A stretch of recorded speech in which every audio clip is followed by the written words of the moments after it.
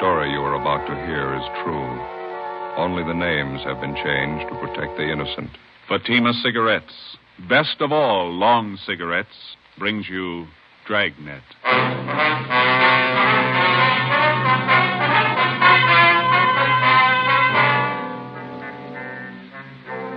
You're a detective sergeant. You're assigned to forgery detail. An accomplished check forger resumes operations in your city. The suspect's described as a middle-aged woman.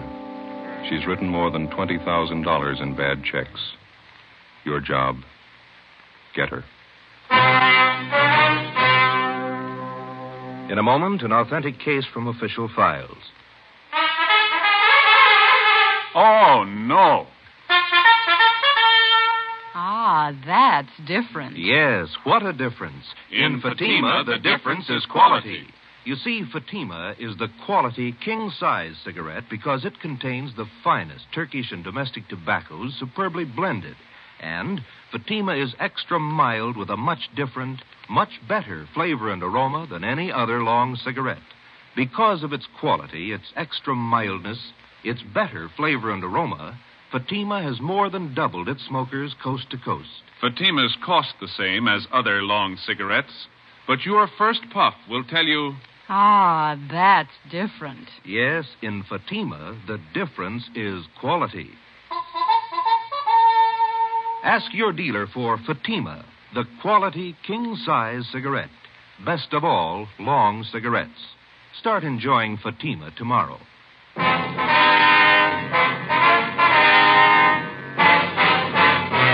Dragnet, the documented drama of an actual crime. For the next 30 minutes, in cooperation with the Los Angeles Police Department, you will travel step by step on the side of the law through an actual case from official police files. From beginning to end, from crime to punishment, Dragnet is the story of your police force in action.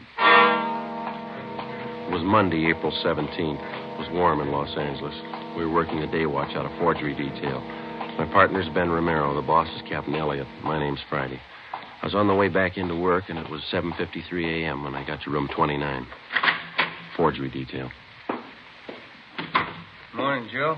Hi, how'd the weekend go? Oh, pretty slow. Stayed home, did some gardening. Well, how about that new lawn you put in? How's it doing? If we want a lawn, we're going to have to move. What's the matter now? Same old thing. Gophers? Must be hundreds of them. So many holes at the top of the lawn looks like an old punch board. Oh, that's too bad. Can't you try some kind of poison on them? Or how about those new things they got out? What do they call them? Gopher bombs? I use them with a dozen. They eat anything. Joe? Ben? Yeah, Ferguson. Morning, Captain. Want to see you. Okay. What's up, Fergie? You ain't gonna like it.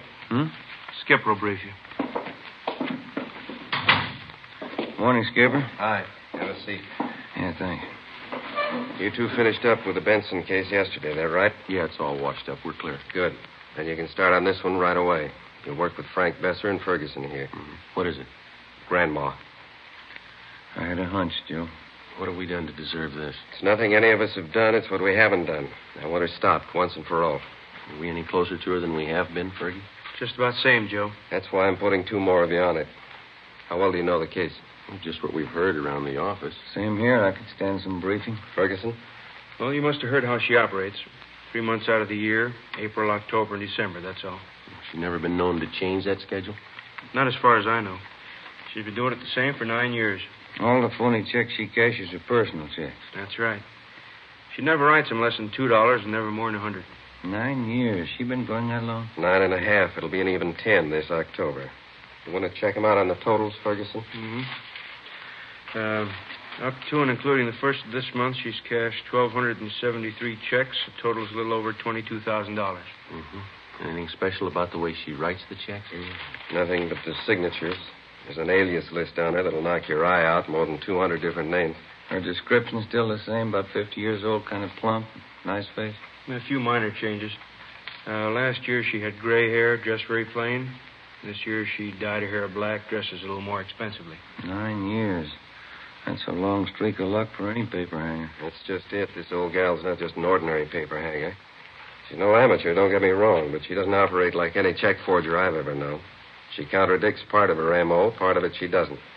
She takes chances an ordinary paper hanger would never take, and she gets away with them. Take a look at just one of these exhibits. Yeah? This one here. 28 checks passed on the same chain of grocery stores, same company.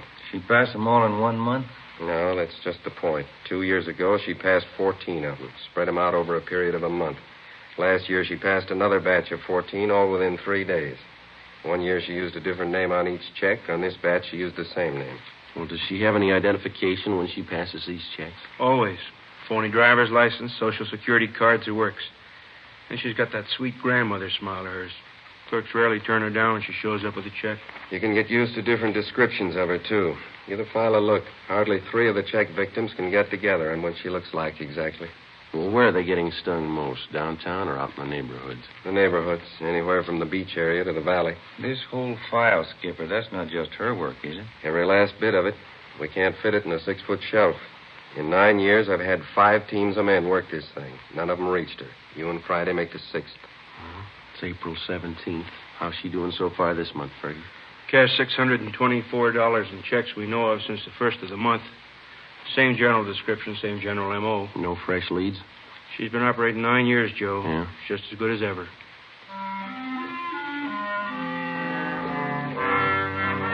To the working detective, there's no tougher job than tracking a lawbreaker who's half professional and half amateur. You can expect a criminal who's entirely professional to react generally the same in a given set of circumstances. And the same with the amateur.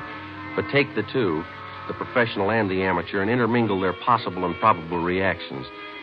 You'll likely have a sound reason why and how an elderly woman could victimize merchants with $20,000 in bad checks over a period of 9 years without being caught. Grandma, as she'd come to be known, worked only 3 months out of each year, April, October, and December. Her apparent fine sense of timing and her knowledge of psychology was far and away superior to that of the ordinary paper hanger. If the file on Grandma was any indication, she apparently had been born to be a successful check forger. After Ben and I spent 3 days on the case with Sergeants Ferguson and Besser, we were almost convinced that there was only one way we could reach the suspect. She had to make a mistake. Fergie, how'd you do? Pretty sour. 4 checks in 2 days. What'd you fellas get? 2. Don Meyer checked the signatures. They're all hers. Mm-hmm. Here's our list if you're interested. Mm-hmm. Meat market out in Pico, $25. Grocery in West Hollywood, $48. 2 department stores downtown, $100 apiece. And how do they describe the woman? Same old yarn. She was a nice, charming little lady, about 55 or 60, small, dark hair, graying, dark eyes, nice smile. Clerk told me she reminded him of his mother. Yeah. How'd you make out on those 2 of yours? All about the same. Even the story about her looking like somebody's mother. One thing's sure, her timing's just as good as it was 9 years ago. Downtown Merchants Association screaming again. They're looking for action. So are we. You talked to Captain today? Yeah, he's looking for action, too. I don't know what we can do unless we get some kind of cooperation from the merchants.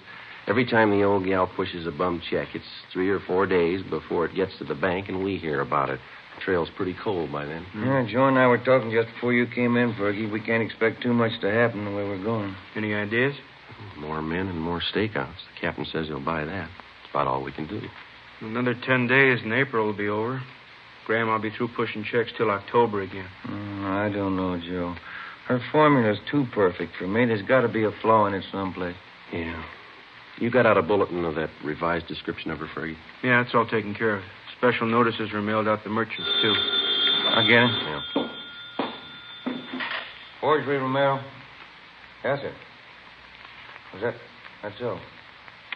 Yeah, right away, thank you. Supermarket on Temple Street. Grandma. Hit him with 2 checks. Any lead? Clerk says she reminded him of his mother.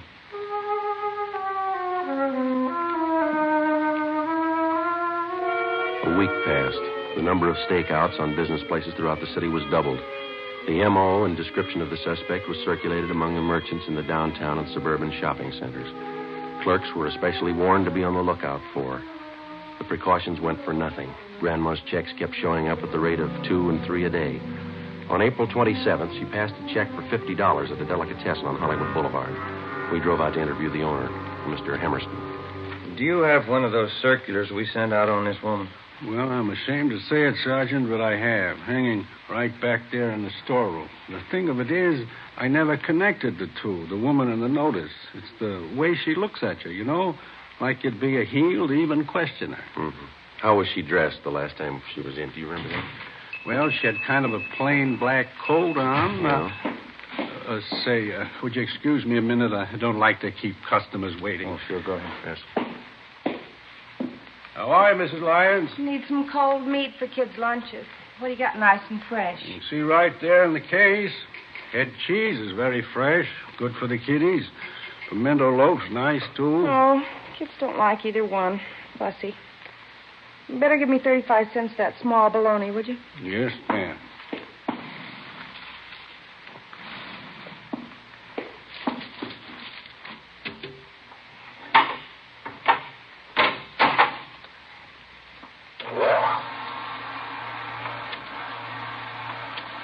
Kids are so fussy nowadays. Ought to be in Europe. That's what I tell them. I know what it is to go hungry. Oh, you better give me a couple of those large kosher pickles, too. Husband's crazy for them. Yes, ma'am. And a loaf of the rye, too, would you, no seed? Yes, ma'am. How are the kiddies doing in school, Mrs. Lyons? Oh, just fine, fine. Marilyn's in the school pageant next month. She's going to be the queen. Oh, that's nice. Well, I don't know how nice it is. More work, that's all. I have to make her costume. There you are, Mrs. Lyons. Put it on the bill? Yeah, would you do that? I'll see you the 15th of the month. Yes, ma'am. Goodbye. Uh-huh. Goodbye. Sorry to keep you waiting, officer. Not at all. I see now. Where was I? Well, we asked you how the woman was dressed. Oh, yeah. Had a black coat on. I told you that. Yes, sir. Very plain-looking clothes, like any other housewife. Print dress, some kind of a scarf around the neck. That's about all I noticed. How about that description of her in the bulletin we sent you? That fit her pretty well? Yeah, I guess so. She didn't exactly seem plump to me, though. Kind of a nice figure for a woman of her age. Mm-hmm. Do you know if any of your customers were acquainted with her? I wouldn't know that.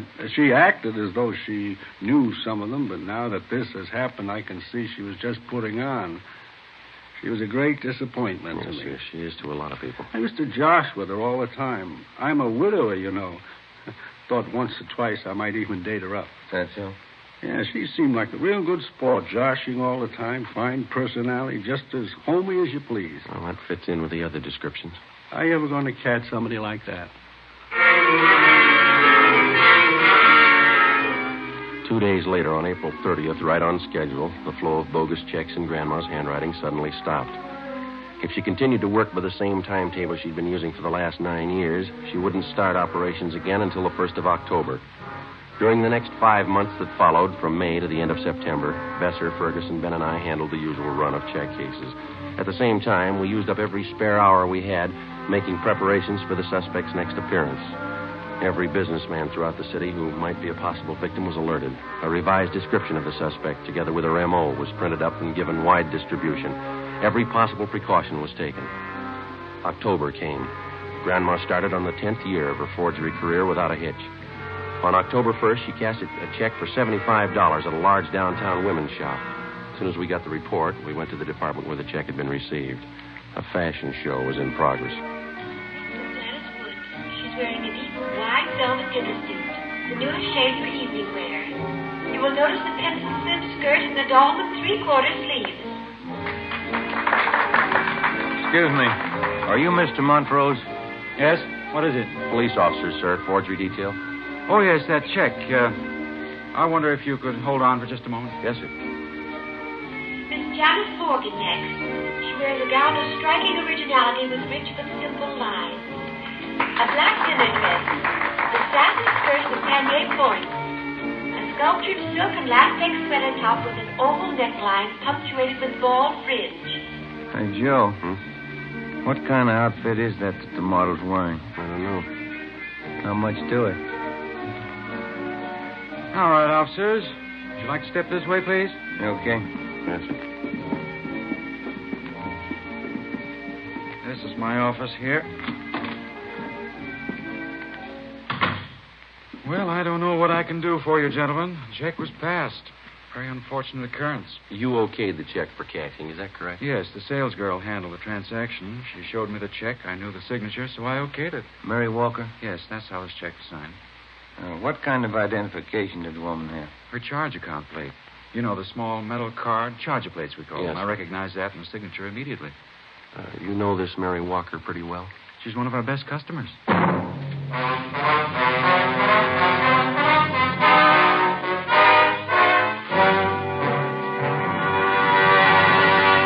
You are listening to Dragnet, authentic stories of your police force in action. Oh, no.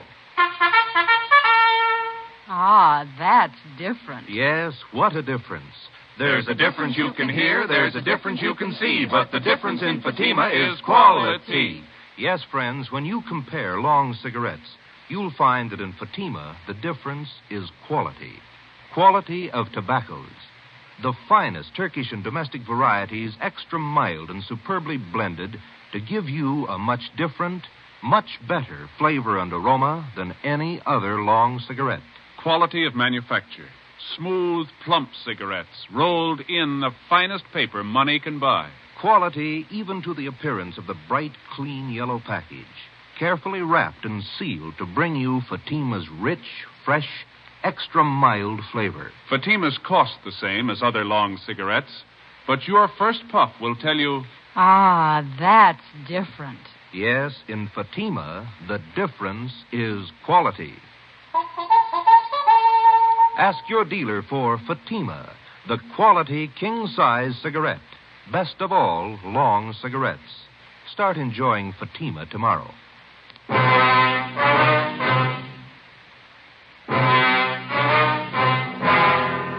Friday, October 4th, 2 p.m. Before we left the store, we found that another worthless check bearing the signature Mary Walker had been cashed in a different department of the store the same day. The woman had used the same means of identification, a metal charge account plate stamped with the name Mary Walker. We took the two checks back to the office and had Don Meyer in handwriting compare the signatures. There wasn't any doubt in his mind. The writing on both checks was Grandma's. Well, it was only a hunch, but it was beginning to look as though the suspect had finally done what we'd been waiting 9 years for her to do. She'd made a mistake. Ben and I drove out to an address in the Wilshire district to interview Mrs. Mary Walker. She fit the same general description of the suspect, but she denied writing either one of the checks which bore her signature. It's out of the question, Sergeant. I couldn't have written the checks. I haven't even been in the city for the past 5 days. Then the signatures on these two checks here, Mrs. Walker, they're not yours. It looks like my handwriting, but it's not. I didn't write those checks. They're forgeries. Yes, ma'am. You do have a charge account at the store, don't you, ma'am? Oh, yes. I've had an account there for years. Nothing like this has ever happened, though. Do you have one of those charge account plates? Well, yes, I did have one. You lent it to someone in your family? No, as a matter of fact, I lost it. I meant to report it to the store, but it slipped my mind. Do you have any idea where and when you might have lost it? Well, I think it was last Sunday night. I'm not sure. Oh, well, just a minute. I know who would remember. Inez Lambert. She was there. I'm sure she'll remember. Who's she, ma'am? A girlfriend of mine. She lives in the neighborhood. Mm-hmm.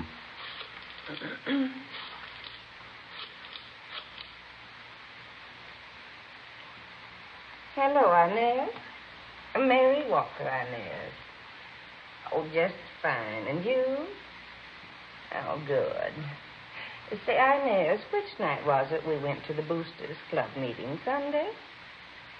Yes, I thought that it was. Oh, nothing. Just some silly misunderstanding. Yeah, well, all right, Inez. Thanks for remembering for me. Yes, goodbye. It was Sunday night, Sergeant. Inez Lambert and I went to the neighborhood Boosters Club meeting. I'm sure that's where I must have lost it. Well, you think the charge account plate fell out of your purse, is that it?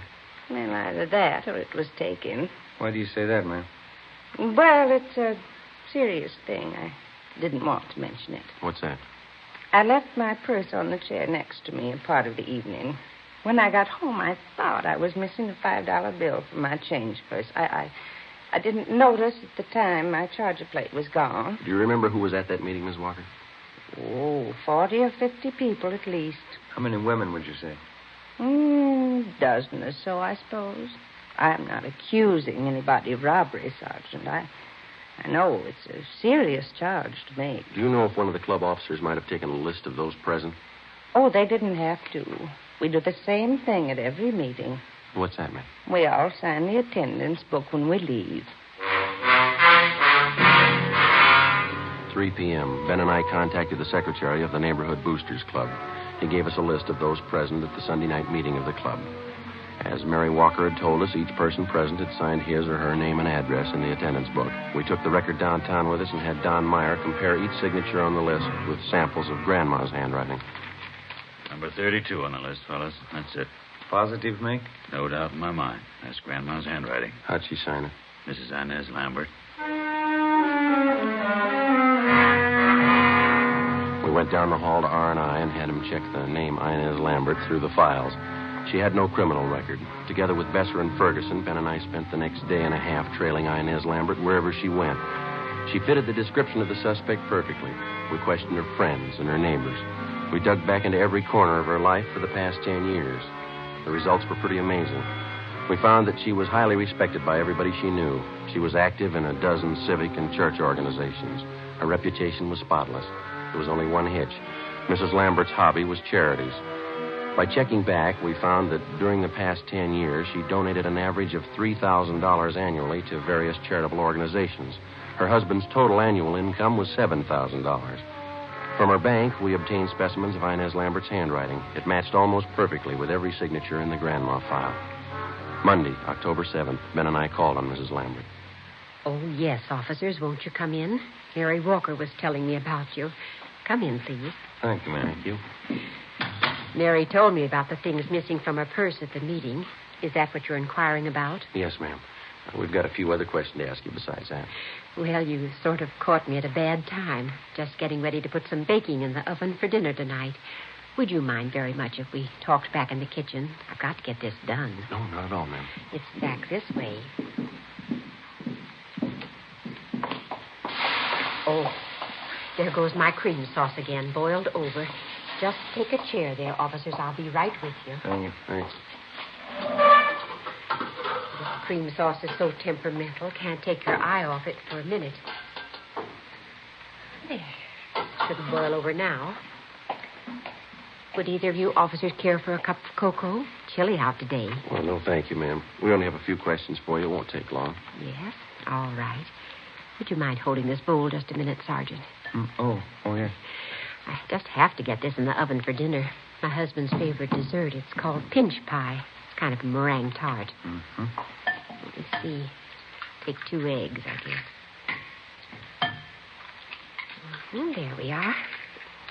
Get these egg whites beaten up nice and light. That cup of sugar on the sink, Sergeant. Would you be so kind? Yeah, all right. There's your sugar, ma'am. Thank you. Now, what is it you wanted to know? Mrs. Walker had her charge account plate stolen that night at the Boosters Club meeting. Somebody's been using it to cash bad checks in her name. Is that so? Mary didn't tell me that. The same person who's using that charger plate has been cashing bad checks all over the city. She's been doing it for some time. Oh, my. Well, I don't think I can help you, Sergeant. I went to that meeting with Mary. She says somebody must have been in her purse, but I didn't see them. Do you have that charge account plate, Mrs. Lambert? Me? Oh, no, I have my own. Now, let me see. Teaspoon vanilla, teaspoon vinegar, teaspoon water, combined in a small pitcher or cup. We've got good reason to believe you have that charge account plate, ma'am. Did you take it from Mrs. Walker? That's a silly thing for you to say, Sergeant. I told you I have my own charge plate. I never borrow anyone else's, no reason to. Add a few drops of combined liquid. Beat constantly. Did you cash 2 checks last week and sign them with Mrs. Walker's name? Why, of course not. Why should I do such a thing? Mary Walker's one of my best friends. I wouldn't do that to her, even as a joke. Well, our handwriting man compared the signatures on those 2 checks, Mrs. Lambert. Both of them match your handwriting. When all of the ingredients have been added, continue to beat the meringue for several minutes. Oh, I'm sorry. What was that you said, Sergeant? I said that the signatures on those 2 forged checks Our handwriting man compared them with specimens of your signature. They both match. Well, then your handwriting man certainly made a mistake. Oh, there's a large white platter up in that cupboard there. Would you reach it for me, please? All right.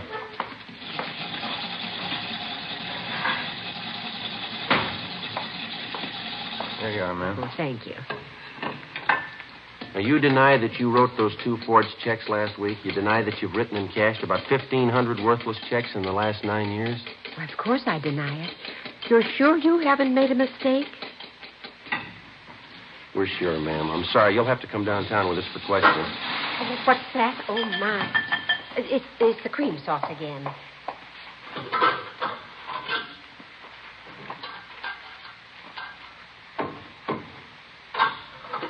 Sergeant, I can't leave the house now, right in the middle of getting dinner ready.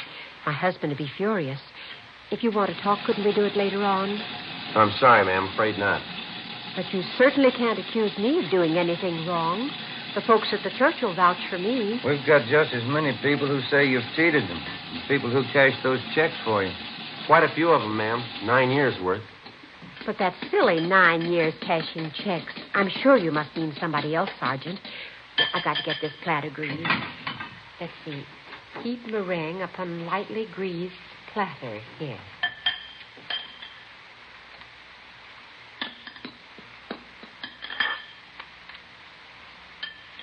Look, we have a record downtown on every single check that you passed since you started, ma'am. We've got specimens of your handwriting and people to identify you. We know what your income is. We know how much that you've given to charities. Money's have got to come from someplace. Is that what the checks were for? Excuse me, I've got to get this meringue in the oven. Let's see. 275 degrees. Yes.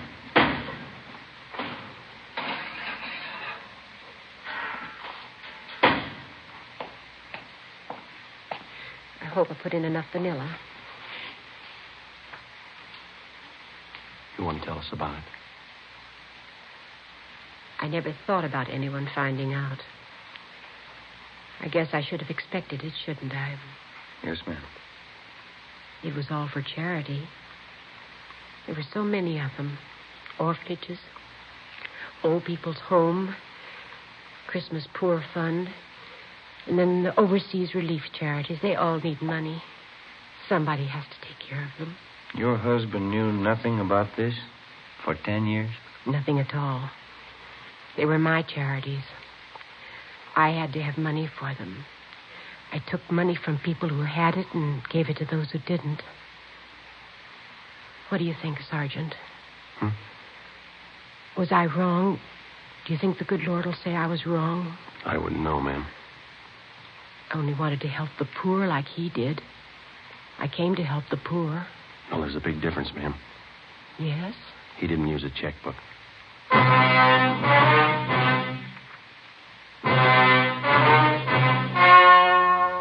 The story you have just heard was true.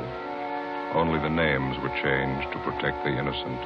On December 18th, trial was held in Superior Court, Department 91, City and County of Los Angeles, State of California. In a moment, the results of that trial.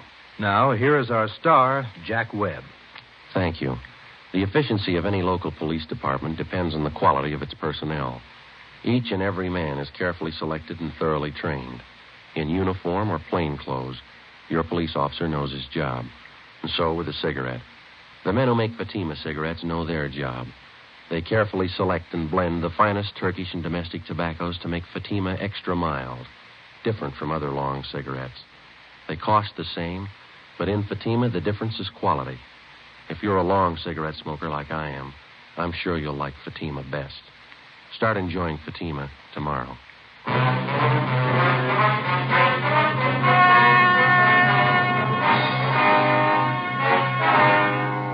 Inez Lorraine Lambert entered a plea of guilty to 2 counts of forgery, and the remaining charges were set off calendar.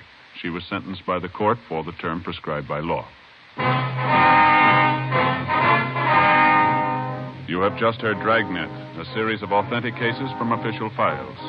Technical advice comes from the Office of Chief of Police W.H. Parker, Los Angeles Police Department.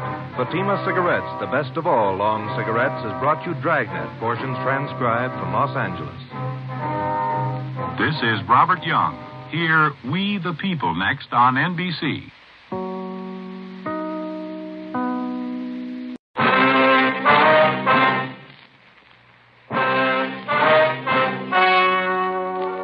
The story you are about to hear is true. Only the names have been changed to protect the innocent. Fatima Cigarettes, best of all long cigarettes, brings you Dragnet.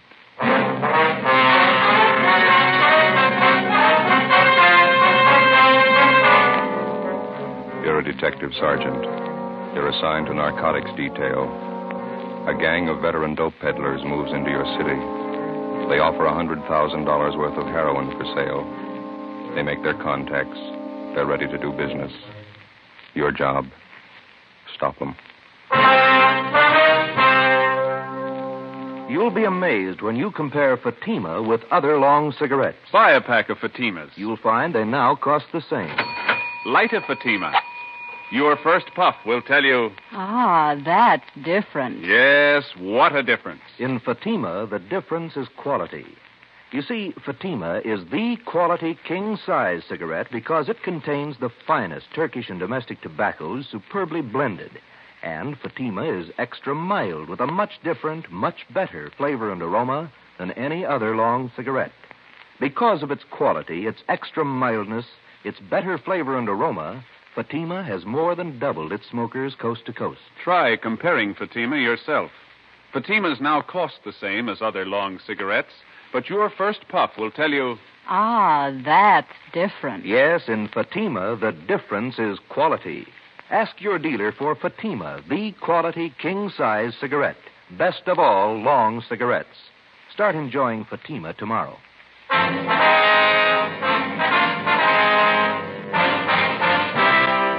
Dragnet, the documented drama of an actual crime. For the next 30 minutes, in cooperation with the Los Angeles Police Department, you will travel step by step on the side of the law through an actual case transcribed from official police files. From beginning to end, from crime to punishment, Dragnet is the story of your police force in action. It was Wednesday, June 24th. It was sultry in Los Angeles. We were working the day watch out of narcotics. My partner's Ben Romero. The boss is Thad Brown, chief of detectives. My name's Friday. It was 9:27 a.m. when I got to the Charing Cross Apartments on 12th Street. The side entrance.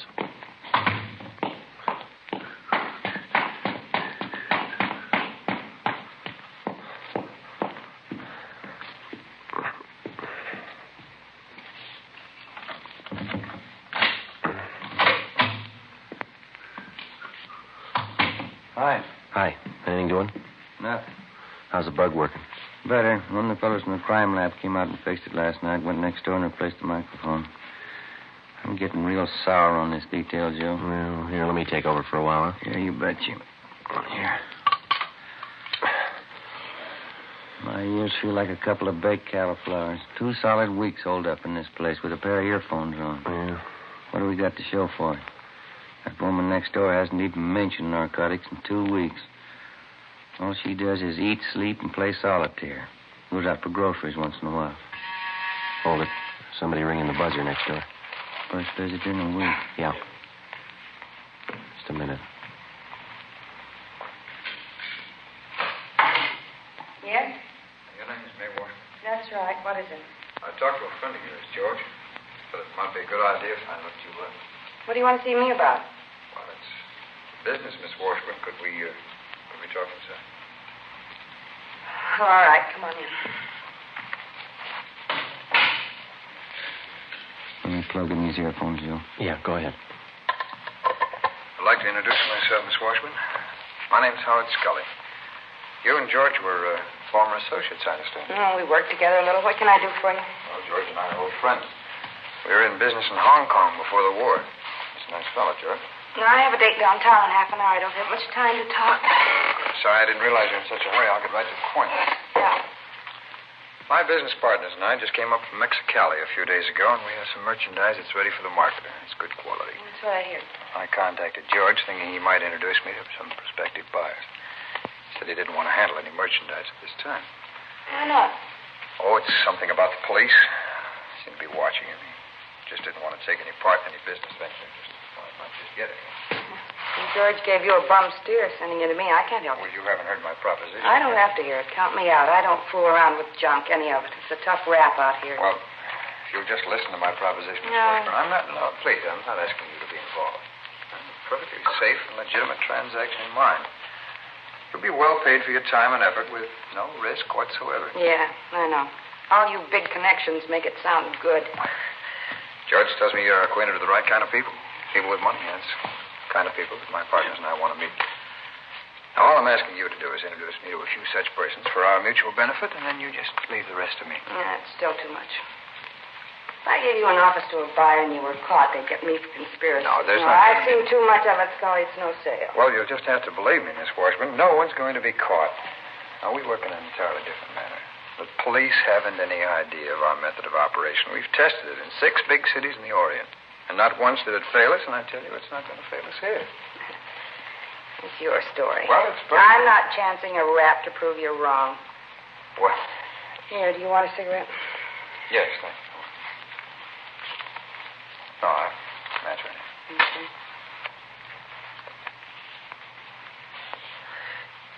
Thanks. Now, I'm only asking one thing, Miss Washburn. An introduction to the right party, and that's all. Now, you know my reputation. I'll make it well worth your while. If the connection is right, you can live on your take for the rest of the year. I don't have many friends. Just a few whom I guaranteed for my payoff. Well, I can deposit the money with George. He'll hold it until the deal is made. What do you say? An introduction. That's all. That's all we'll need. Our product speaks for itself. I know a fellow out in Hollywood. His name's McMillan. I can call him and tell him to meet you. That'll be fine. How so? I'm not going to introduce you. No, that won't I'll be- set up a meet for you, that's all. All right, that's all we ask. Do you have this, Mr. McMillan? McMillan. You have him meet me tonight? I think so, yeah. Yeah, that's fine. Now, tonight at 11:30, I'll be at the corner of 7th and Alameda. Now, remember this now. Yeah, all right. Corner of 7th and Alameda at 11:30 exactly.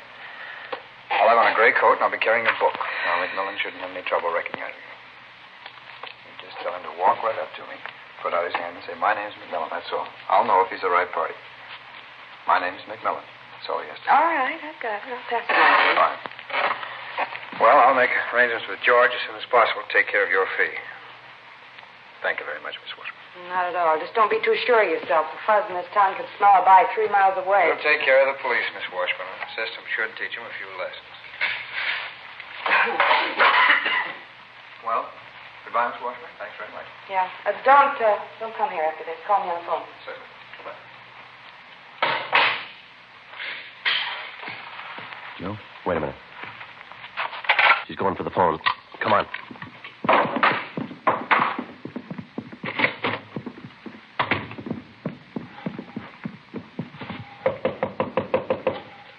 Just a minute. Try the door. It's locked.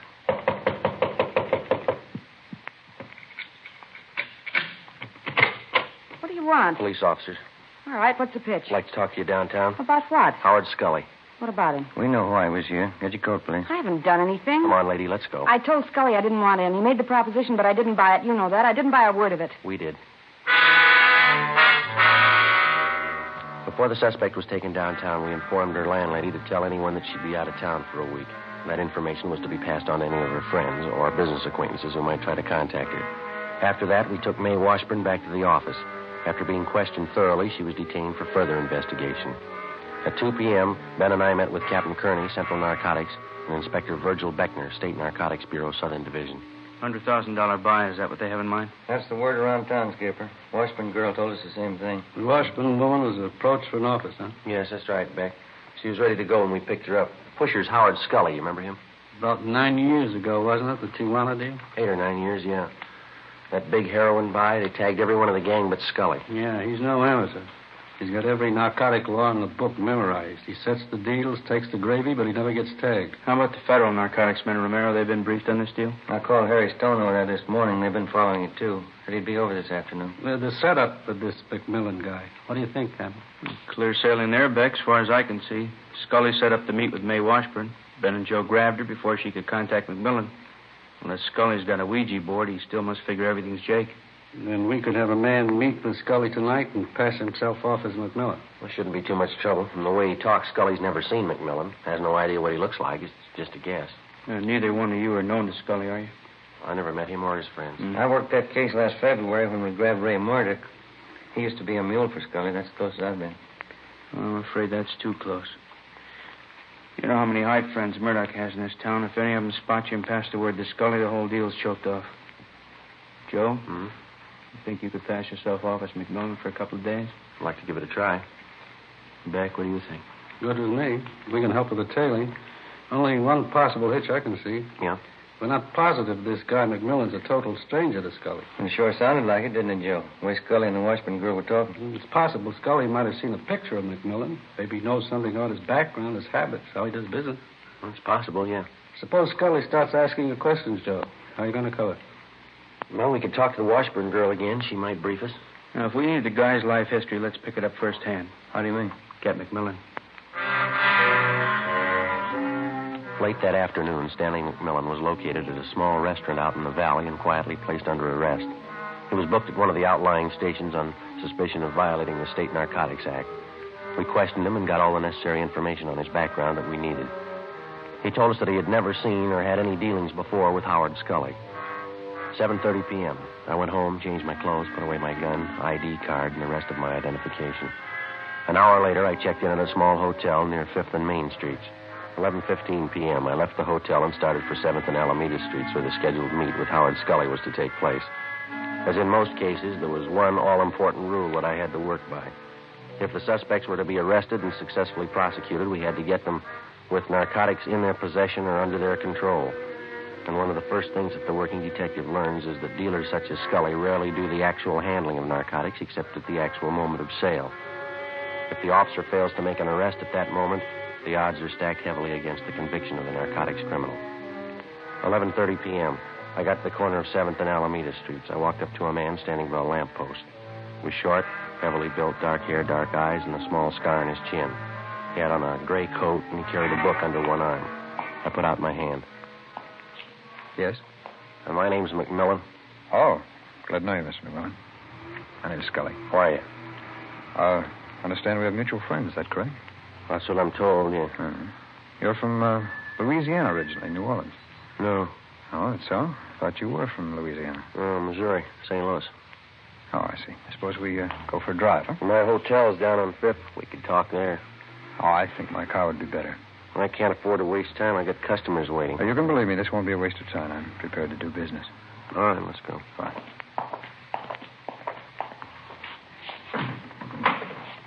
No, go ahead, McMillan. All right, thanks.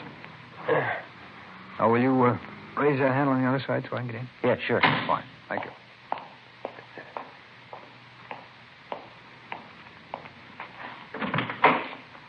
You can't be too careful in L.A., I hear. Yeah, that's right. There's a lot of heat. Oh? I hope none of it's on you. Don't worry, I'm clean. No tumbles. But I'd be here if there were. I got customers to protect, good customers. Fine. You know, maybe we can do business. How much can you handle? How much you got? How about 10,000 worth? Standard rate, full measure. Hardly cut it off. Sounds fair. We drove 3 more blocks, and then Scully pulled the car to a stop underneath a row of spreading palm trees on a deserted street. He pulled the emergency brake on, then he turned to me, clamped my arms to my sides, and shook me down. What's the pitch here? What's the idea? No offense, McMillan. Simple precaution in case you had a gun. What do you take me for, mister? I'm not used to doing business this way. That might go real great in the East, but it's nothing out here. Oh, no. I said no offense. This is a hot town. You could be a fuzz. You can't be too careful. You know that. Yeah, well, you don't have to pull that careful stuff with me. Who set up this meet, anyway?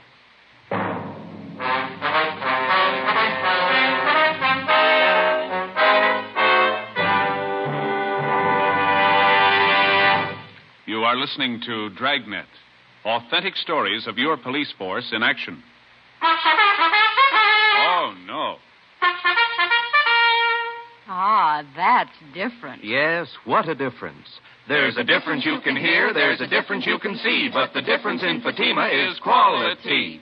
Yes, friends, when you compare long cigarettes, you'll find that in Fatima, the difference is quality. Quality of tobaccos. The finest Turkish and domestic varieties, extra mild and superbly blended, to give you a much different, much better flavor and aroma than any other long cigarette. Quality of manufacture. Smooth, plump cigarettes, rolled in the finest paper money can buy. Quality even to the appearance of the bright, clean yellow package. Carefully wrapped and sealed to bring you Fatima's rich, fresh, extra mild flavor. Fatima's cost the same as other long cigarettes, but your first puff will tell you... Ah, that's different.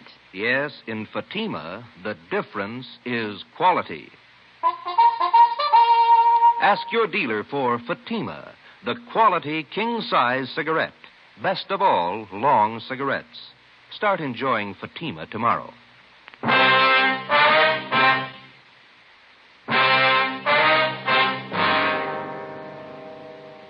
June 25th, Thursday, 12:30 a.m. I had 2.5 hours to raise $10,000. The narcotics dealers, Howard Scully and his partner, Jim Rhodes, had laid it out for me. Either I had the money by 3 a.m. or there was no deal. If it failed to come off, our plan to trap the narcotics gang would be worth nothing. Rhodes and Scully could possibly find another buyer without our knowledge, make a deal, and flood the market with their store of narcotics. I knew it'd be impossible to get the $10,000 together. We had only one alternative. Fake our way as best we could. I went back to the hotel, put a call through to Captain Kearney at the office, and told him what had happened. He went to work on it. From the Narcotic Details Emergency Fund, set up for such purposes, we got together $600. From Chief of Detectives Thad Brown, Deputy Chief White, the State Narcotics Bureau, and anyone else available by phone, we succeeded in rounding up another $350. 2:30 a.m. The money was tied in 2 small bundles, with hundreds, 50s, and 20s on top. $1 bills were sandwiched in between. The 2 bundles were placed in a briefcase and delivered to me at the hotel on 5th Street. The gun was also in the briefcase.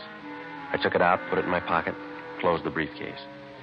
2:45 a.m. I left the hotel with the money and started for the big meet. 3 a.m., 7th and Alameda. McMillan, how are you? Scully? We're down this way. You have the money? Well, your pal said all or nothing. I got it. Let's have a look. How about the merchandise? We can check it in the cards right down here. Rhodes? All right. The money? Yeah, that's right. I got the money. Now, how about a look at this stuff? I'd like to know what I'm buying. We can stop on the way for a sample. Okay, Howard.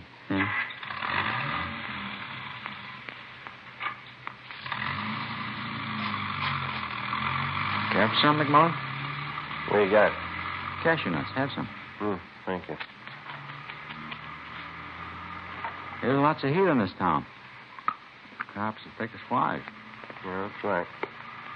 Rough time. I gotta be careful. What's the reason, anyway? When to start? Well, about 6 weeks ago, Bulls tagged some high school kids. Half a dozen of them. Huh? What for? Well, they were regular hypes. Just punks, 18-year-olds. A couple of them were 17. Young squirts. Yeah, and the heat's going to get worse. One of the punks cashed in yesterday. Read it in the paper. Overdose. Not going to help business. Well, I'll tell you one thing. I'm playing it close. I got good customers, and I'm not going to risk my neck. How much stuff do you think you can handle a month, McMullen? No thanks, no more. Oh, I got about 30 mainliners. They're regular and they're short. 8-10 ounces a week, but they like good stuff, no alley hype junk. Howard must have told you it's all we handle good stuff. If it goes right, we could make it a permanent connection with you.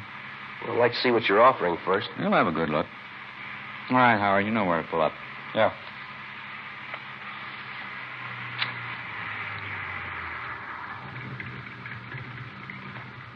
Here, stay in the car, McMullen. All right.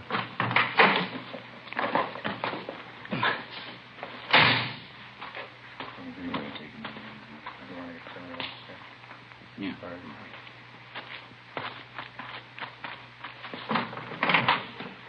All right, Mac, you can get out.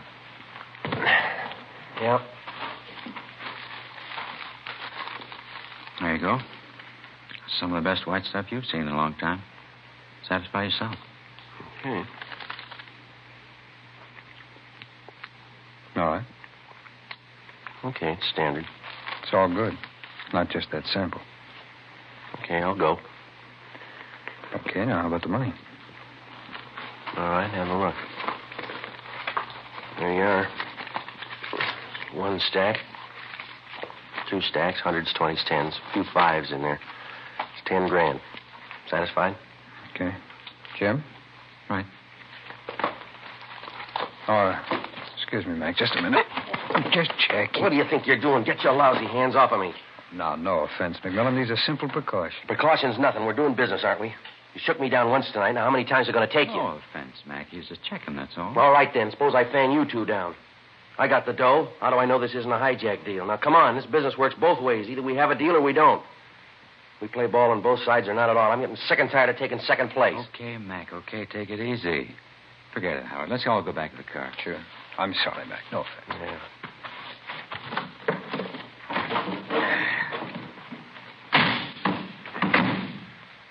Okay, let's close the deal. Where are we going to go? Don't worry, it's a safe place. Okay, Howard.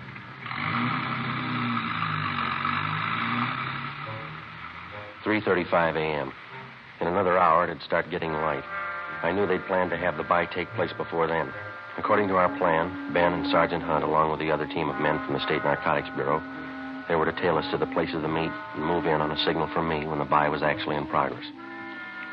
3:45 a.m.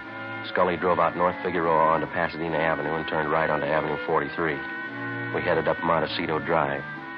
The area became more deserted. There were no homes around, no buildings of any kind to provide cover for anybody that might be following. Somewhere below, we could hear the rattle of a freight train on its way to the Southern Pacific yards. Off in the distance, I could see the lights of the city. They looked pretty far away. Scully finally pulled the car to a stop on the crest of the highest hill in the area. We got out.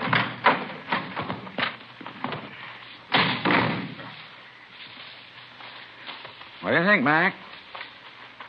Well, it was a nice view. Yeah. Spent a long time finding this spot. It's foolproof. Yeah? Bring him over here, Jim. Let's show him. Come on.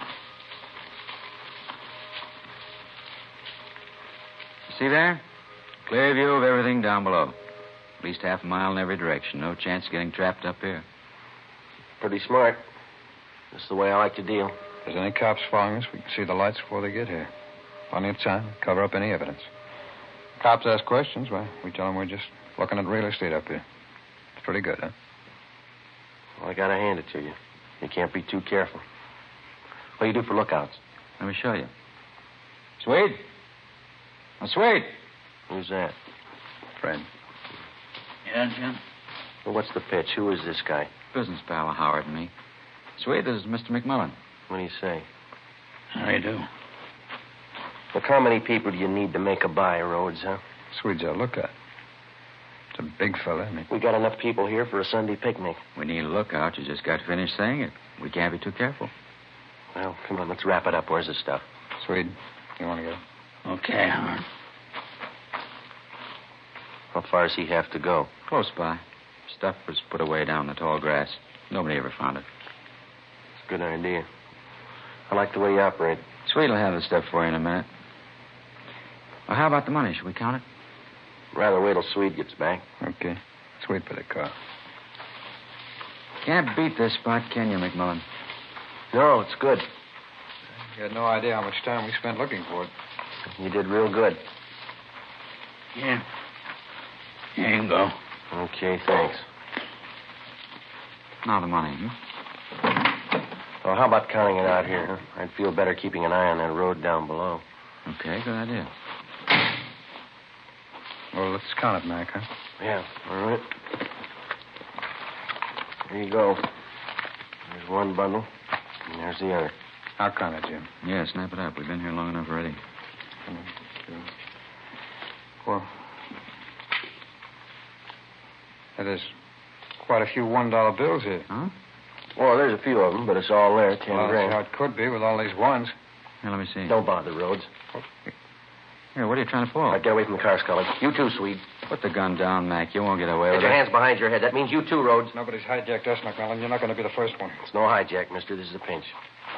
He's a fuzz. He's a lousy fuzzy. I knew I should have found him again. Shut up, Howard.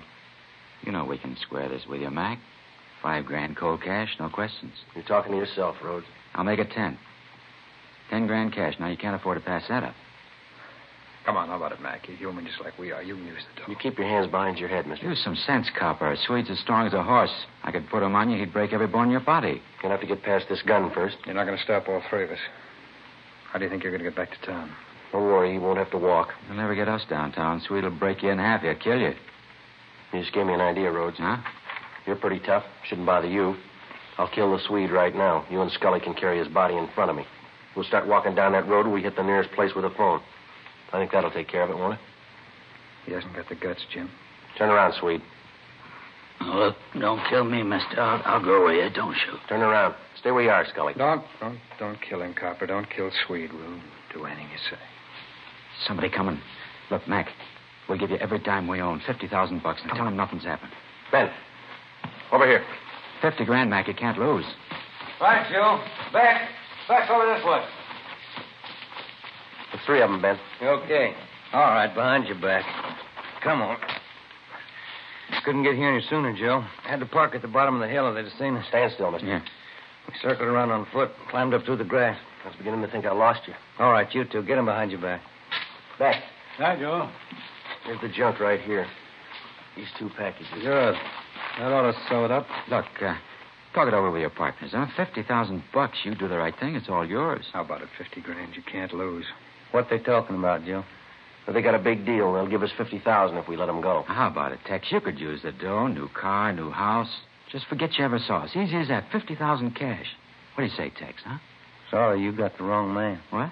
My name ain't Tex.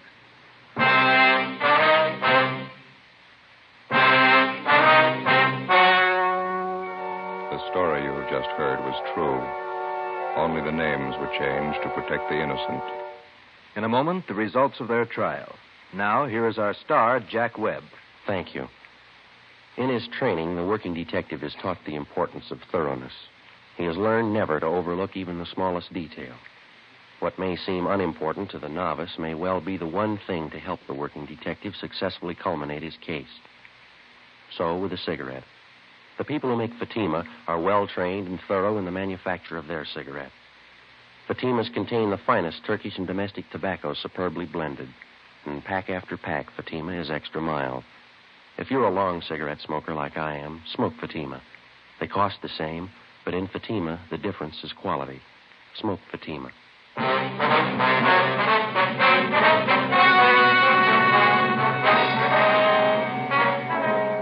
May Washburn, Howard Lewis Scully, James Henry Rhodes, and John Swede Nelson were tried and convicted. They received their sentences as prescribed by law and are now serving their term in the state penitentiary. You have just heard Dragnet, a series of authentic cases, portions transcribed from official files. This is NBC, the National Broadcasting Company.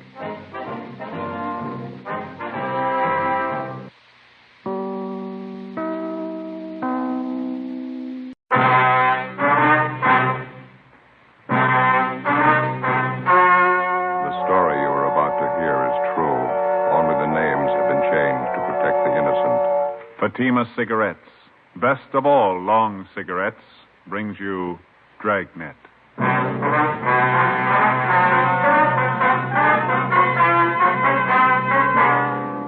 You're a detective sergeant. You're assigned a homicide detail. The life of a young woman is in danger. Anonymous letters and phone calls threaten her with murder. The notes bear the mark of a fanatic. Your job, stop them. You'll be amazed when you compare Fatima with other long cigarettes. Buy a pack of Fatimas. You'll find they now cost the same. Light a Fatima. Your first puff will tell you... Oh, that's different. Yes, what a difference. In Fatima, the difference is quality. You see, Fatima is the quality king-size cigarette because it contains the finest Turkish and domestic tobaccos superbly blended. And Fatima is extra mild with a much different, much better flavor and aroma than any other long cigarette. Because of its quality, its extra mildness, its better flavor and aroma, Fatima has more than doubled its smokers coast to coast. Try comparing Fatima yourself. Fatimas now cost the same as other long cigarettes, But your first puff will tell you. Ah, that's different. Yes, in Fatima, the difference is quality. Ask your dealer for Fatima, the quality king-size cigarette. Best of all, long cigarettes. Start enjoying Fatima tomorrow.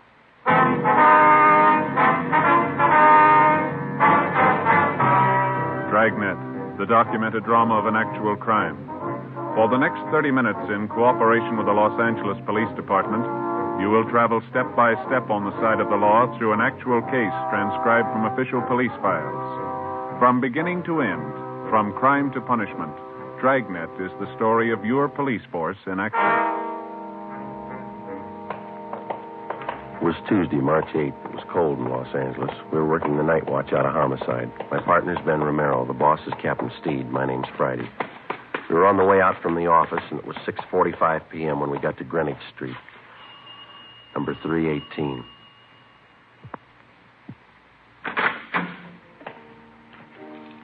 Yes, gentlemen? Police officers. I'd like to see Dr. Small, please. I'm Reverend Small. Won't you come in? Thank you. Here, let me take your hats, officers. I've been waiting for you. Oh, thanks. My name's Friday. This is my partner, Sergeant Romero. How do you do? I'm glad to know you. How do you do, sir? Hope we didn't interrupt your dinner. Oh, no. The organist, Brother Reber, and I were just running over a few hymns for the service tonight. Would you come this way, please, into the parlor? All right. As I mentioned on the telephone, I'm not much of a detective, but I think something should be done about this matter as soon as possible. Well, we'd like to get a few more particulars first, Reverend. When did you first find out about these threatening letters? Sister Dorothy Wilson. I think I told you about her. She came here to the rectory and showed them to me. She told me she's been getting them for the last 4 days, and phone calls, too. Mm-hmm. How long have you known this Dorothy Wilson? Is she one of your regular parishioners? Well, she first joined my congregation about a month ago. She's been in regular attendance at our services ever since. Is that the church next door, joining the rectory here? Yes, that's right, Sergeant. Second Reformed Church of the Holy Book. I founded it here about 3 years ago, and I've been pastor ever since. Have you ever had this trouble before? I mean, threats against the people who join your church? No, never any trouble at all. I wonder if you have those notes that Miss Wilson's been receiving, Reverend? Yes, right here on my desk. Let me see, Yes, here are the 5 Sister Wilson got. And here are the 2 that I received. I wonder if I could look at them. Yes, surely. Here you are. Thank you. Oh, would you excuse me for a moment? It's about time for Brother Reber to get over to the church. I'd better tell him. Certainly, Reverend. Didn't mean to hold you up. No, not at all. I'll be back in just a moment. All right. What do they look like, Joe? Yeah, let's see. Postmarks here are March 4th, 5th, 7th, 8th. Come from different places around town. According to the postmark, there's Long Beach, a couple from Azusa, Glendale here. No return address on any of them. This notebook paper looks like to me this one. Isn't it to you? Yeah. And there's this other one here. Looks like some kind of wrapping paper. The writing's not too bad. Let's see. According to the postmark, this is the first one they got, I guess. Let me see. Dorothy Wilson. You are a sinner, and you have led a sinful life. Yet you have the nerve to come into our church and make believe you're a Christian. Spelling sure is bad. Yeah. I have been coming to our church for a long time, and it is an outrage to have you praying in our temple. If you don't get out and stay out, I'm going to make sure you're taken care of for good. Look outside. Sister in the Lord. Must be some kind of a fanatic. We better run all these through the crime then. Yeah. This one, maybe it's typewritten. Well, here, you read it. It's dated March 6th. Yeah, take this as a warning. Bring your sinful body to our church again, and your blood will run in the aisles. A life can be taken when God demands it. It could be yours. Sorry for the interruption, officers. A few things I had to remind Brother Reber of. Have you seen all the letters? Well, we're just checking them over, Reverend. It's certainly a terrible thing for our church. I hope we can keep the matter as quiet as possible. Yes, sir. I noticed 2 different signatures on these notes. Now, half of them are signed a sister in the Lord. Yes. And the other half are signed it's Brother D.R. Griswold. Yes, that's right. The first letter I got was from this Brother Griswold. His are the typewritten ones. You know anyone in your congregation with that name, Reverend? D.R. Griswold? No, I checked over my list of regular parishioners twice. If there is such a man, I don't know of him. Well, we can run that name through R&I anyway, huh, Ben? Mm-hmm. Do you have any suspicions at all, Reverend? What do you mean, Sergeant? Well, I mean, can you think of anybody in your congregation who might possibly resent this Miss Wilson's joining your church, maybe? Well, no, I haven't had an opportunity to think it over in that light, but I can't imagine anybody in our group writing letters like this. What's her background, Reverend? Do you know much about her? No, she's a quiet girl. She's very religious. Works as a stenographer at an office downtown. Helps support her mother. Will she be at church tonight? Yes, she's here already, helping to set up the chairs for the service. Why, would you like to talk to her? Yes, if we could.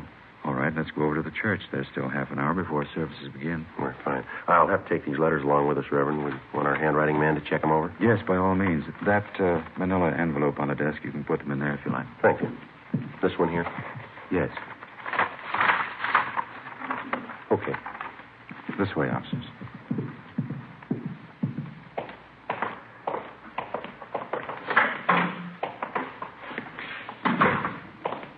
How many members do you have in your church, Reverend Small? 162 regulars. Another 100 or so on the fringe. They attend only occasionally. You mentioned that this Miss Wilson's had threatening phone calls, too. Yes, that's what she told me this afternoon. Man's voice or a woman? Well, Sister Wilson said both. The phone calls usually follow each letter. They identify themselves the same way, Brother Griswold and a sister in the Lord. Have you received any calls from them? No, I've been half expecting them, but I haven't had any yet. Here, shall we go in? Please.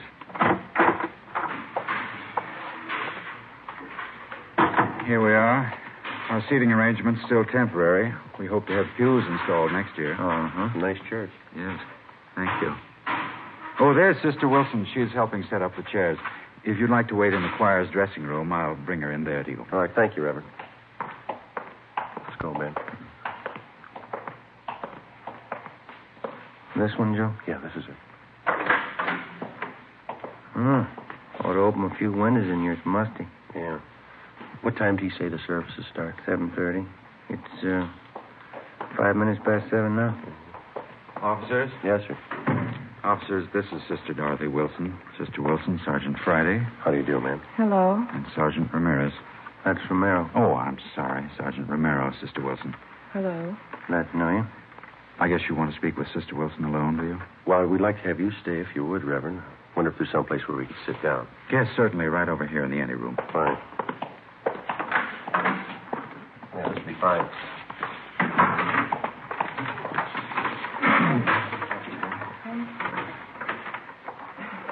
Now, Sister Wilson, there's no need to be afraid. These officers are here to help you and to protect you. See that nothing happens. Yes, Brother Small. Hold fast in the faith of the Lord, and you shall not fear. Yes, I will. You want me to tell you all about it, Sergeant, how it started? Well, if you please. Say, is it all right to smoke in here? Yes, of course. Go ahead. You want a chair for a second? No, thank you. No, thanks. Ben? Not right now. Okay, I'll leave it back there if you want. We've already looked over the letters that you received. The Reverend here told us that you got the first one last Friday. Yes, that's right. I've gotten one each day since then. Phone calls, too. Did you recognize the voices making the call? No, I didn't know them at all. The woman's voice was very rough. Sounded like she might be old. Mm-hmm. She said some terrible things about me and Brother Small. She called both of us terrible names. Awful. The same with the man who called? Oh, yes, sometimes he's even worse. None of the things they say are true, Sergeant. Not one word. Well, I'd like you to think carefully before you answer this, Miss Wilson. Is there anyone at all that you know in your neighborhood, or here at church or at your work, who might be doing this? Maybe somebody that you knew a few years ago, some acquaintance? Ever since it's happened, I've been trying to think of someone. I don't think I've ever met anybody who'd do this kind of thing. Well, how about a former boyfriend or a girlfriend who might be jealous of you for some reason? No. I did have quite a few boyfriends, just casual dates, nothing serious. They were always taking me out, dancing and out to parties. We went everywhere, but I was never interested in any of them. Well, were any of them upset when you stopped going out with them? A few of them were angry when I wouldn't marry them, but I don't think any of them would write those kind of letters. Do you think the whole thing might be some kind of a joke someone's playing? It's a pretty grim joke to go this far. You live by yourself, Miss Wilson? No, with my mother, but I don't want her to know anything about this. Well, I think it'd be wiser if you told her. No, she mustn't know. Mother's been ill lately, and if she found out, it might upset her an awful lot. She's not well at all. Help yourself to some of the water there, Jim. Miss Wilson, like a drink? Yes, please, I would. All right. Thank you. There you are. Anybody else? Reverend? Yes, please. Ben? No, thank you. Okay. Thank you. Yourself. How about some of the church members, Miss Wilson? Have any of them been at all unfriendly to you since you started coming here? No, I don't think so. A few are pretty hard to get to know. They're shy, I guess. But none of them have been uncharitable. Then you don't think the threats are coming from anyone in the church? Well, if they are, I don't know who the person is. The way they say all those rotten things about me. They call me a sinner and a bad woman. Well, I guess I'm a sinner, like all of us are, but I'm not a bad woman. I'm going to church because I want to be born again of the light. But I've never killed anyone, and I've never been a bad woman. You believe me, don't you, Reverend? Yes, of course I do.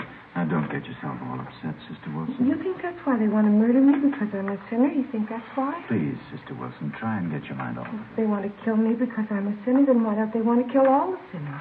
Well, we're going to have a lot of homicides if they try.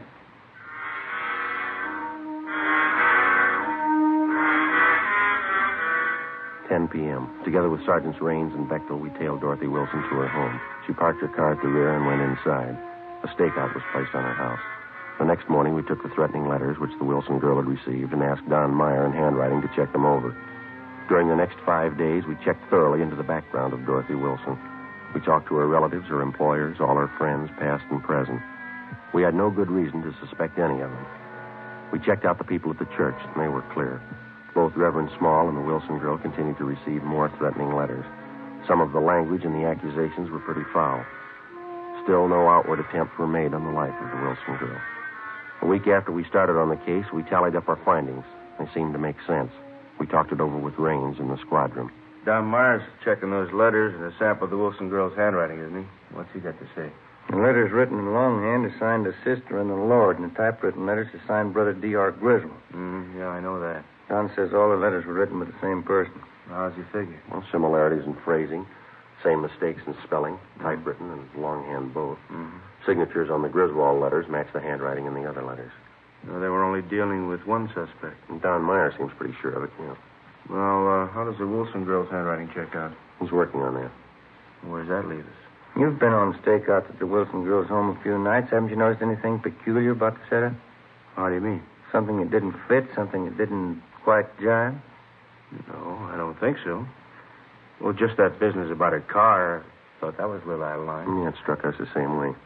Girl always seemed frightened enough about the situation when she's around us, but when she thinks she's alone, it looks to me like she takes it a little differently. Yeah. Every night when she drives home, she parks her car in that dark garage. Must be at least 50, 75 yards from her house. Yeah. I've never seen her look particularly nervous and taking that long walk to the front door. I'm sure the normal reaction for a frightened woman would be to park the car right in front of the house and then hurry inside. How about all those friends of hers you guys checked out? Anything there? Well, we've been staked out at her house, the church, and to work. You know that. There's not a thing. Checked with some of her ex-boyfriends, too. Nothing there? Well, the Wilson girl told us that some of the boys had proposed to her. We couldn't find one who'd admit it. They all said she was a nice girl, but they didn't propose marriage.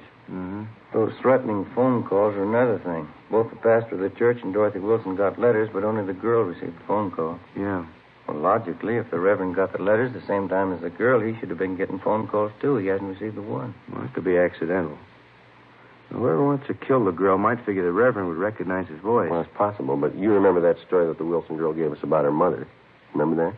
She didn't want her to know about the letters because her mother was sick. Well, we checked with her mother's doctor, and Mrs. Wilson hasn't been sick in 5 years. Yeah, how about that? What do you figure?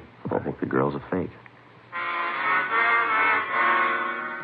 Everything we knew about the case of Dorothy Wilson, everything we'd learned through questioning and observation seemed to point to one definite conclusion. Dorothy Wilson, for one reason or another, was writing the threatening letters to herself. As for the warnings that she got over the telephone, we only had her word for it. We took our findings to Captain Steed and laid out the case for him. He directed us to stay on it for a few more days until we could find enough evidence and testimony to prove out our theory. The following day, Dorothy Wilson received a letter more threatening than any of the previous ones. Reverend Small also received a copy of the same letter. Again, Don Meyer's opinion was that they were written by the same person.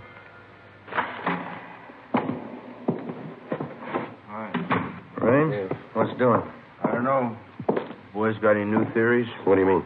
On the Dorothy Wilson case. Do we need one? Well, I don't think your old one's going to hold up. Why? What's the matter? She's at Georgia Street. Yeah. Somebody tried to kill her.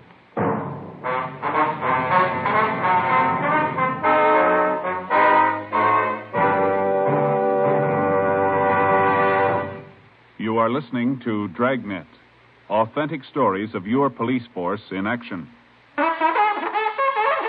Oh, no.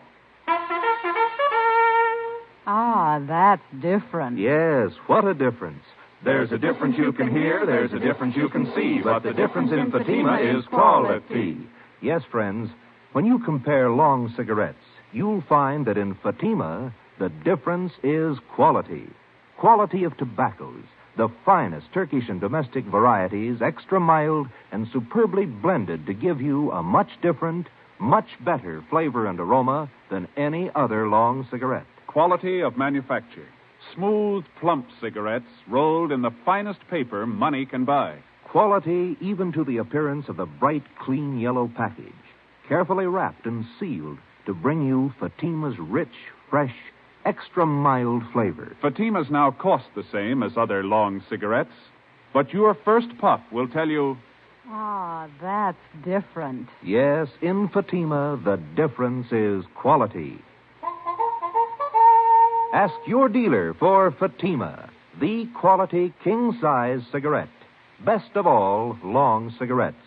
Start enjoying Fatima tomorrow.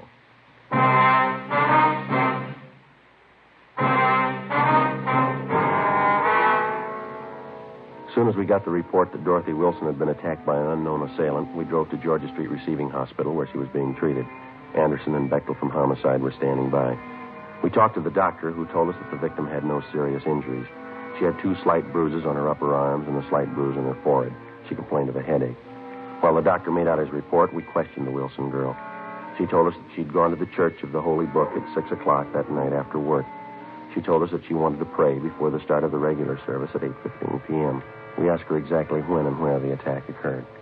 About 6:30, I felt a little tired. I told the officers on duty at the church I thought I'd get a little rest before services started, and then I went into the ladies' dressing room and laid down. That's what happened. It was terrible. Did you see the person who tried to hurt you? No. I was lying down with my eyes closed, and he must have come up from behind. Put his hands around my throat and started to press tight. It was awful, just awful. What happened then, Miss Wilson? Well, I fought as hard as I could. I kicked and scratched him, and I guess I hurt him because he let go of my throat for a minute. After that, he pulled me down on the floor. I remembered that. And then he put his hands around this part of my head like this. Mm-hmm. The other officers told us that one of the choir members, Mr. Sherman, found you unconscious in the choir room. Is that right? Yes. Whoever it was who wanted to kill me, they put a gag in my mouth and blindfolded me, and then tied my wrists together with tape. That's how Mr. Sherman found me. How long do you figure you were unconscious then? I don't know. It was about 6:35 when I laid down in the dressing room. Mr. Sherman said he found me there at 20 minutes past 7. And then you were out about 45 minutes, is that it? I suppose so. I don't remember anything. Well, what makes you think the person who attacked you wanted to kill you, Miss Wilson? That's what they said in the letters, isn't it? They want to kill me for coming to church? Now, your purse and everything that was in it was scattered all over the dressing room floor. Is that correct? Yes, it was. My money and everything scattered all over. I guess they wanted to rob me, too. $52 in cash. Is that what you had with you? That's right, a $50 bill and some change. I don't know why they didn't take it. Maybe something frightened them off. It's possible. The officers found some other articles scattered around the dressing room. A roll of tape, a metal box that the tape came in, and a half a dozen razor blades. Did you notice any of these in the dressing room before you were attacked? No, none of them. I never saw them before. Those razor blades, officer, what do you think they wanted to do with them? There's no use thinking about that now. It's all over. I knew I'd be protected. I felt the spirit. I knew the holy light would protect me. Yes, ma'am. Will you find whoever did it, officer? Well, this is just a hunch, Miss Wilson. Yes. I think we already have.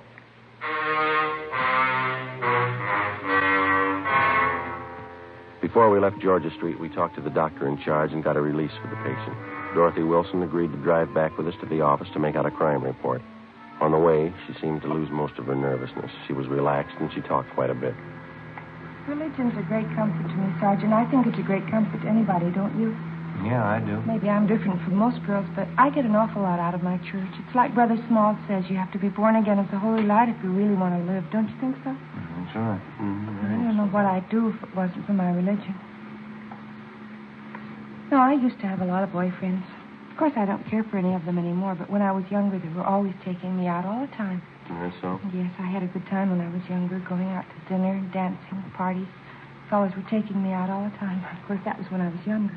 You're not much over 25 now, are you, Miss I'll be Wilson? 27 in August. That's pretty old for an unmarried girl, but I'm not worried. You get interested in more important things when you get older, isn't that right? Oh, yes, that's right. I remember when I was in junior college, how boy crazy I was. I remember that junior prom I went to. Seems such a long time ago. Yeah. I had the most beautiful white dress, Sergeant, with sequins. And the skirt was all white net gathered in here at the waist and it flared out real full. Mm-hmm. I went to the dance with one of the big football players. He looked so nice in his blue suit. His name was Stanley. Mm-hmm. I knew him for a long time. He's one of the fellows who asked me to marry him. I guess I was too particular. I just couldn't see any of them. Would you mind if I laid out a few facts for you, Miss Wilson? Oh, not at all, Sergeant. Go ahead, please. Now, I'm not trying to embarrass you in any way, but since we've been on this case, we've checked with just about all the friends that you've had in the past few years, and that includes your boyfriends, of course. Oh? None of the fellows that you've mentioned say they've ever proposed marriage to you. Say they've been out with you once or twice, but that's all. Oh, well, you probably didn't talk to the right fellows. You probably got the names mixed. No, ma'am, we didn't. We talked to the right people. Well, I can't understand that. Neither can we, Miss Wilson. Well, what difference does it make anyway? I wasn't interested in them. I wouldn't have married them anyway. Going out and dancing and parties, that's all they were interested in. What reason did you have for lying to us? Parking in a car, necking with girls, trying to take advantage of them. That's all those fellows wanted. Some of the silly girls they married. Well, I don't... You discover a lot more important things when you get older, Sergeant. No, I don't think that's the point. Why did you lie to us about it? I don't know, really. Maybe I didn't have a reason. I just didn't remember right, I guess. Well, you sure you remember right about what happened tonight? What do you mean? It just happened. Of course I'm sure about it. Someone tried to kill me. Might as well park on Spring Street, Ben. Pretty clear this time of night. Yeah, okay. Sergeant, I wish you'd tell me what you're getting at. What are you thinking? Well, there's still a few things that we're not too sure of, Miss Wilson. We'd like to clear them up. What aren't you too sure of? I told you everything I knew. I was lying down in the dressing room and somebody tried to kill me. I told you all about it. Well, you told us you were unconscious about 45 minutes. Well, yeah, 40 or 45. No, we talked to the doctor at Georgia Street, and from the way you described the attack, it would have been just about impossible for anybody to make you unconscious that long by pressing his hands against your head. Oh, but he hit me on the head, too. You can see the bruise here. Well, yes, ma'am, I know, but that's very slight. The doctor says that couldn't have done it either. Just a minute, I'll get the door here. Can you out, Miss Wilson? What else aren't you sure of? Well, your wrists were taped individually. Now, if somebody wanted to restrain you, they probably would have taped them together, wouldn't they? Well, I don't know what they would have done. All I know is they wanted to kill me. They said so in those letters. We're not too sure of those letters either, Miss Wilson. What? What aren't you sure of? Where they're coming from and who's sending them. We do know they were all written with the same person. How do you know that? They're signed by two different people. Our handwriting man checked them over. He says they're written with the same person. You might as well have it straight, Miss Wilson. If we're going to talk, can't we do it inside someplace? Please, I'm tired. Oh, I'm sorry. All right.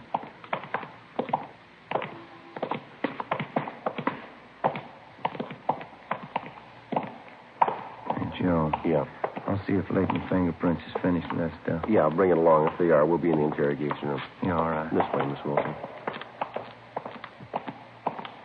A man I know used to be on the police force. Nice fellow. We used to go out all the time together. Oh, that's so. What's his name? Well, that's funny. I don't remember. He's an awfully nice fellow, though. We used to go dancing every week. Mm-hmm. Here we are. Go right ahead.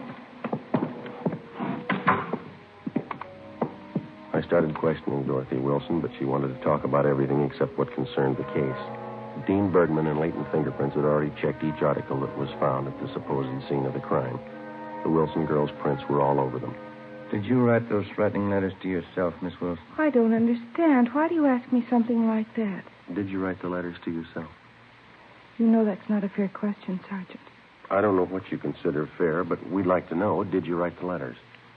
Do you know what it is to pray, Sergeant? I mean, really pray. What's that got to do with it? I've been praying all my life. I've been praying hard. Ever since I was a little girl. We'd like to have you answer our question, Miss Wilson. I think you'll understand. This is the answer, Sergeant. I can feel the Holy Spirit in my heart. I know you'll understand. Yes, ma'am. I've been praying for an awfully long time, Sergeant. When I was a little girl, 6 years old, I was praying. Night and day I said my prayers, but there never seemed to be any answer. I never could understand it because I only prayed for one thing. I didn't think it was too much to ask. What was that? I wanted people to know me, Sergeant. Hmm? I wanted people to know me and like me, that's all, but it never seemed to happen, even when I was a little girl. Don't think I quite follow you, miss. You've got to understand me. Nobody else does. From the time I was a little girl, 6, nobody ever seemed to care if I was around or not. I always tried to make friends, tried to make people like me. I tried very hard, but nobody seemed to care. Nobody even noticed me. Nobody ever noticed me. You mean that's why you wrote those threatening letters to yourself, so that you'd be noticed? I wanted somebody to care about me, that's all. I wanted them to know who I was. Dorothy Wilson. I wanted to walk down the street and have people nod and have them say, that's Dorothy Wilson. There goes Dorothy Wilson. Just for somebody to care, that's all, Sergeant. Just for somebody to care. Well, then the whole thing's purely your imagination. You wrote the letters to yourself, and you pretended somebody attacked you. And all the rest. God told me to do it, Sergeant. He told me to make myself noticed. To stand up and make people know me. I'm sorry for it now, but it didn't hurt anyone, did it? Well, ma'am, you had an awful lot of people working for nothing. Oh, I'm sorry. It was so nice while it lasted. People looking after me, caring about where I went, what happened to me. It's the first time anybody ever really noticed me. It was that important to you? People knew who I was. Dorothy Wilson. They all noticed me. I feel better now that it's over. Oh, there's one thing I've got to tell you, Sergeant. Yes, ma'am. Remember driving here in the car I told you about that junior prom I went to? Mm-hmm. That time I had a beautiful white net dress with a full skirt, the beautiful new white dress. Mm-hmm. Yes, ma'am, I remember. What about it? Well, it was really pink organdy, an old dress. I knew you'd find out. That's why I had to tell you. Yeah. I didn't want you to think I was a liar. The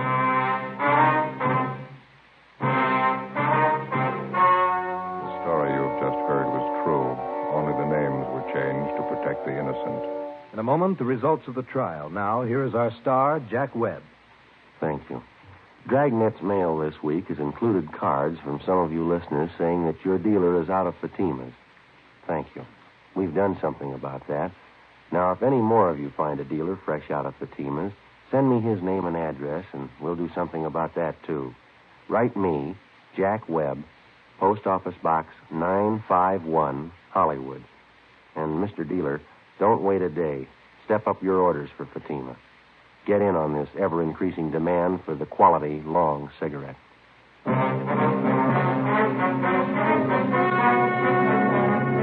By her own admission, Dorothy Wilson was guilty of filing a false crime report, a misdemeanor. She was released into the custody of her mother. You have just heard Dragnet, a series of authentic cases transcribed from official files. Technical advice comes from the Office of Chief of Police W.H. Parker. This is NBC, the national broadcasting company.